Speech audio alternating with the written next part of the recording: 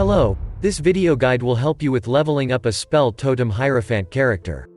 Totems are very old and deeply rooted game mechanics, so to nobody's surprise, there are many diverse totem builds available. One of the established ways to divide totem builds into different subcategories is by their ability type. Is it spell or attack totem? This video is about spell totems. It is a role that is perfectly suited for a Templar, more specifically, Hierophant. His starting location on a passive skill tree as well as ascendancy keystones put him in an advantageous position right from the start. It is, however, only good with elemental damage, which limits your choices a bit. This guide's goal is to prepare you for the endgame content no matter if you're starting with or without previously acquired items. Most spell totem builds are very similar as almost all of them deal, or should deal, elemental damage, so the only difference is this damage type, cold, fire, or lightning. As a Templar, you will invest the vast majority of your skill points into general elemental and totem damage, not a specific damage type or interdependent ailment, at least not in an overly substantial manner. It not only saves you a lot of trouble but also makes reverting any changes superfluous. The only points of divergence occur later in the game after you'll be able to reallocate some of the passive nodes using only the refund points acquired from questlines to adjust your build by trimming the skill tree. Holy Flame Totem is the first available totem. It deals mixed damage, half of which is fire. You will use it in the early stages of the game. Spell totem support can be used later on to transform any spell existing in the game to be cast from a totem. This gem is the unique selling point here, as totems have some distinctive amenities differentiating them from characters casting their spells by hand. You will start with a Holy Flame Totem. It's available at level 1. Shockwave Totem would be great if not for its short range and the fact that it deals only physical damage, requiring you to convert all of it into an elemental type. As a Templar, you're much more adapted for it. You can also use any spell and link it with spell totem support, but that would cost you 1 gem socket. It's inadequate early on but becomes the most optimal solution later in the game. Remember that Holy Flame Totem can carry you up to red maps if you're geared properly. Holy Flame Totem is the skill gem you can acquire at the start. It deals half physical, half fire damage via channeling projectiles, and creates consecrated ground. It has a medium range and moderately wide angle, looks similar to a flamethrower. It'd be great to convert the remaining 50% of physical damage to fire, but 40% from a fire mastery is good enough. We recommend allocating explosive impact notable to obtain it. The second option is to simply go for the Avatar of Fire Keystone. It's a very basic skill but its base damage is relatively low compared to other late-game totems. We would suggest using it until level 30 or so and switching to Shockwave Totem or Lightning Spell with Spell Totem support for optimal performance, but if you've decided to stick to this skill it won't render you sleazy. It can still be decent skill up to yellow maps or higher. Link it with added fire damage and combustion in Act 1. Later switch combustion to elemental focus and add controlled destruction. You can then add inspiration, fire penetration, and multiple totem support gems. As you're dealing predominantly fire damage, use Flammability Curse to lower the fire resistance of your enemies. Anger adds base fire damage to your spells. Flame Wall is another addition to this setup. Remember that with Ancestral Bond Keystone allocated, it won't deal any damage by itself, but it will upgrade projectiles fired by your totems that are passing through it by adding extra fire damage. If you have some unreserved mana to spend, use Herald of Ash for more damage and better clear speed. Shockwave Totem has a much higher base damage and effectiveness of added damage than the Holy Flame Totem, but converting 100% of physical damage into an elemental type might be tricky. It also has a bit shorter range, but at level 40 it can be upgraded by Astral Projector Ring for a much better performance. This ring is usually a bit expensive.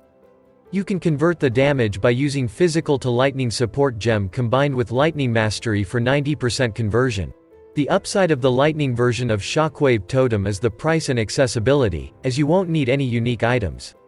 You can start using it in Act 3, and link it with Physical to Lightning, Lightning Penetration, added lightning damage, inspiration, and elemental focus support gems. Later, in Act 4, you can switch one of these for multiple totems and increased area of effect or concentrated effect support gems. You should use this setup with Conductivity Curse to lower the lightning resistance of your opponents and Wrath Aura for more lightning damage. Rimsorrow gloves are the recommended option. It's an easy way to convert all of the damage to cold. Gloves like this are very cheap and common.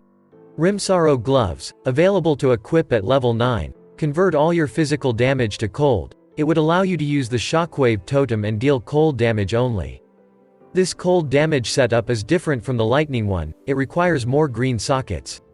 Link it with Hypothermia, Cold Penetration, added cold damage, and Inspiration support gems. In Act 4 you can also include multiple totems, increased area of effect, or concentrated effect support gems. Use this setup with Frostbite Curse to lower the cold resistance of your enemies and Hatred Aura for more cold damage. Spell Totem Support Gem is by far the most efficient way to level up this build after a certain point, especially if you're starting as a new character with no items whatsoever. Switch to the Arc, Spark, or Storm Burst spell linked with Spell Totem Support as soon as you obtain a 5-link body armor. Before that, use the Holy Flame Totem setup. These lightning spells are very efficient at killing multiple enemies, and even if their damage is a bit lower than this of a Shockwave Totem, it's completely justified to choose them instead.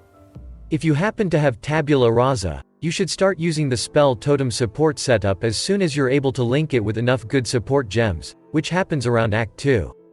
If you have Soul Mantle body armor it's even better, as even a 4-link is great, given you can reduce the curse effect on you by 100%. Arc is the simplest spell you can hook up to a spell totem for meaningful DPS. It has low single target damage, but it's only becoming noticeable much later in the game. Link it with Spell Totem, Elemental Focus, Controlled Destruction, added lightning damage, and Inspiration. Later you can switch some of them to add lightning penetration, and multiple totem support gems. This setup should be used alongside Conductivity Curse and Wrath Aura to deal more lightning damage. All of these aforementioned setups, no matter the skill you're using, consist of the same defensives. That is mostly maximum life and elemental resistances at first. In the later stages of the game, you will be also forced to invest in some other protective layers such as armor or block chance. Determination adds and increases your armor to mitigate physical hit damage, one of the most common damage types. Purity of Elements is another defensive aura. Use it for more elemental resistances and complete immunity to chill, freeze, ignite, shock, sap, scorch, and brittle ailments. As a Hierophant, we can recommend picking up Mind Over Matter Keystone 2, especially if you have decent mana regeneration. It would redirect a big portion of damage to be taken from mana before life, and as you don't need to constantly cast spells, only place totems, it won't trammel your performance. After the 4th Ascension, you can allocate Divine Guidance and invest more into maximum mana to increase the MOM effect, save a skill point, and get more mana and damage. The auras that are appropriate for these circumstances are Clarity and Vitality, as they reserve a relatively low amount of mana while providing you with essential resource regeneration. Arcane Cloak is the preferable guard spell for when you have a big portion of your mana unreserved. If that's not the case, use Molten Shell alongside Determination, or Steelskin if you don't use this aura. For better mobility, it is safe to say that Flame Dash is the best option as it's not only very efficient but won't require attributes other than intelligence, which is the one you will have a lot of. Arcane Surge is a buff granting you more spell damage and mana regeneration. It is granted only after spending a certain amount of mana on linked skills. Be sure that it activates after a single use of Flame Dash or the guard spell. Don't level it all the way up, as it will increase this threshold.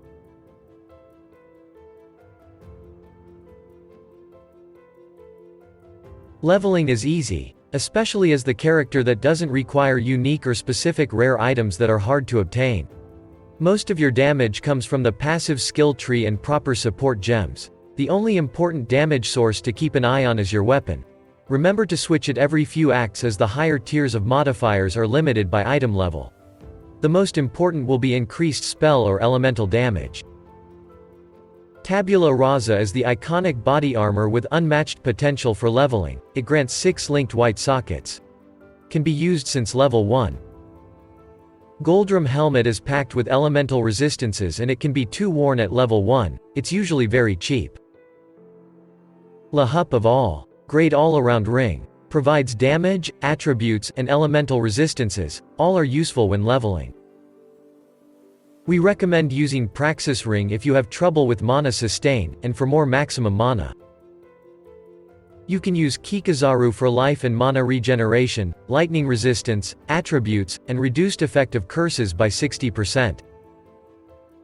Dream Fragments Ring can be used for its abundant bonuses to cold resistance, cold ailments immunity, maximum mana, and mana regeneration.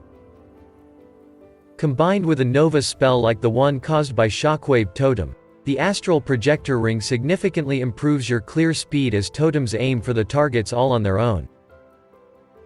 Spells are usually expensive. Use Atziri's Foible Amulet if you have trouble with mana regeneration. It's also great with Divine Guidance or Mind over Matter Keystones. Use Rimsaro Gloves if you want to easily convert all your physical damage from Shockwave Totem to cold damage. Mind Spiral has been significantly improved in patch 3.19. Now it is a good leveling helmet for characters with a lot of mana and mana regeneration. Soul Mantle is more of an endgame item for most builds, but if you have one at level 49 it is recommended to equip it, but be sure that you can reduce the curse effect by 100%. Trolltimber Spire. An early game shield you can use to improve your totems and your own survivability. Torchoke Step Boots make your totems more durable, and placing them takes much less time. The String of Servitude Belt is available at level 1, it can grant a significant amount of elemental resistances with the proper implicit. Available at level 10, Axiom Perpetuum Scepter adds elemental damage of all kinds, critical strike chance, and cast speed to your spells. Although you won't be able to summon Raging Spirits, Ashscholar Wand, which is available at level 18, is still one of the best weapons for fire-oriented builds.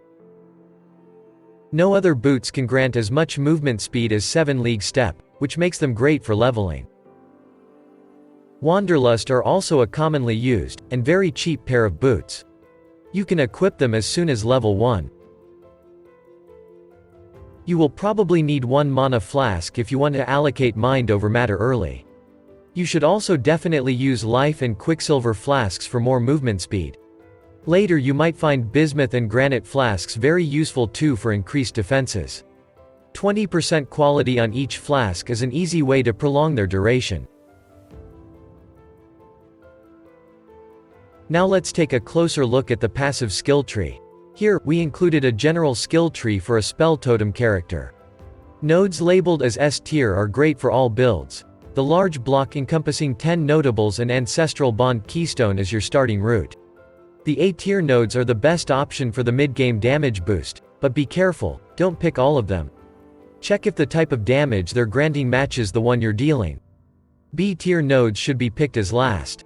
They grant cast speed, critical strike chance, or mana. Retribution is the first notable you will allocate. Although totems are not minions, it's a good passive due to all the other bonuses. And it's on your way.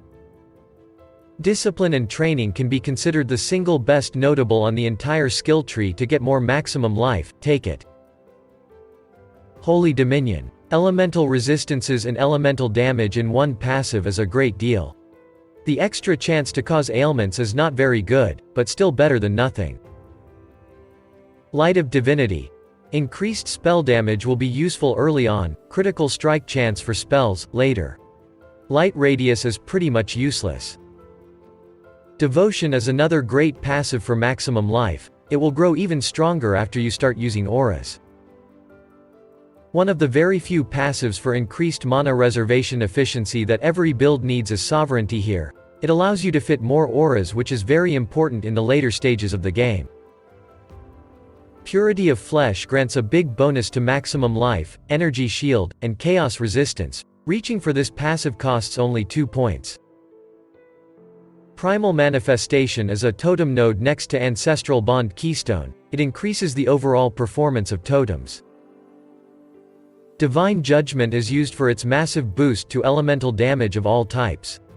Next to it is Divine Wrath and Fury, which you should take if the type of damage you're dealing matches the one granted by them. The 3 nodes leading up to Shamanistic Fury increase your totem's damage and placement speed. Arcanist's Dominion is a notable passive that's located in a very favorable location, and it grants good stats like spell damage and cast speed. Heart and Soul. Maximum life is always great to have, maximum mana will be more useful later. Practical application. A passive very close to Arcanist's Dominion and Heart and Soul. It grants resistances and dexterity which might be of use. Cruel Preparation is a node for more maximum life that you can pick up when going up for specific elemental damage. As advertised, the Quick Recovery passive quickens your life and mana recovery, on top of a bonus for more maximum life. Tier passives are all offensive ones, but be mindful when picking them up. Crackling Speed, Lightning Walker, and Heart of Thunder are for lightning damage. Explosive Impact, Fire Walker, and Heart of Flame are for fire damage. Frost Walker and Heart of Ice and dedicated only to cold damage dealers. Passives in B tier should be picked as the last ones. Shaman's Dominion, Annihilation, Nimbleness, and Arcane Potency are the critical strike notables, directly upgrading your damage. Do not pick them up if you're using the Controlled Destruction support gem. Mental Rapidity, Prodigal Perfection, Arcane Will, Deep Thoughts, Dreamer, Shaper, and Dynamo could be very useful with a lot of mana, Divine Guidance, and Mind over Matter. It would be also good to have a lot of your mana not reserved. Now, the Masteries. The 2 Masteries for added and increased maximum life are extremely good as nearly all characters rely solely on maximum life to stay alive in the early game. It can be hard to get resistances from gear alone, especially when starting with no leveling items. Elemental Mastery for plus 15% to all elemental resistances is a great solution to that problem. Totems will take aggro when summoned after allocating Totem Mastery that makes them taunt enemies for 1 second. It's essential to keep you safe by keeping enemies away from the character. Another Totem Mastery worth looking into is the one for a 60% increased global critical strike chance if you've summoned a totem recently. It's useful if you're pursuing the critical strike gimmick. And that is it for this Spell Totem Hierophant guide. If you have any questions, ask us below. We wish you good luck. See you around.